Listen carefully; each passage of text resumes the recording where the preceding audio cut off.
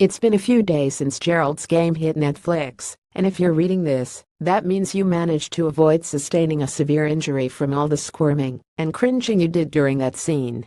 Congress, however, said squirming may have distracted you from a few interesting Easter eggs in Mike Flanagan's surprisingly effective adaptation of Stephen King's most seemingly unfilmable novel.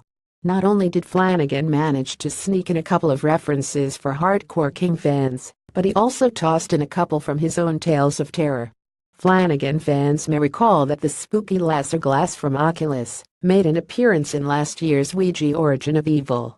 Although the filmmaker doesn't appear to be explicitly creating his own shared universe, he is fond of including Easter eggs that tie his horror films together. Over the weekend, Flanagan confirmed a pretty big one from Gerald's Game that was hiding in plain sight. The headboard Carla Gugino's Jessie is handcuffed to for most of the film is actually the frame of the laser glass. You may not have noticed it because it's upside down, with the bottom of the mirror serving as the top of the headboard. You can see the comparison photos in this tweet from a user who spotted another, less obvious Flanagan Easter egg. Yep, the book that Jessie carefully grabs from above the bed is the same one written by the lead character in Hush, another film Flanagan directed for Netflix. If you're one of King's superfans aka constant readers, then you're already well aware of how Gerald's Game connects to the author's other novels. Those connections remain intact in Flanagan's adaptation, which includes flashbacks to a solar eclipse, the same solar eclipse featured in Dolores Claiborne. There's more. In the new film, Jessie recalls a strange dream she had after the eclipse. "I had a dream that night at the lake house. There was a woman standing over a deep well, looking down into the blackness. And I'm in the well, looking up at her.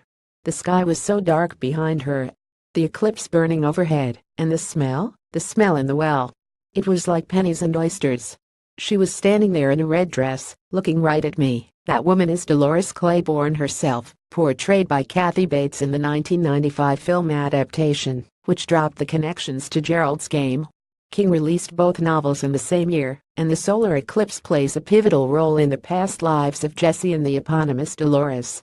And here's where we get into potential spoiler territory. During the eclipse, Jessie is being molested by her father at their family's lake house. At the same time, on the other side of the lake, Dolores is murdering her husband, a violent man who is also sexually abusing their teenage daughter. She does so by creating a trap that causes him to fall down to the bottom of the well behind their house.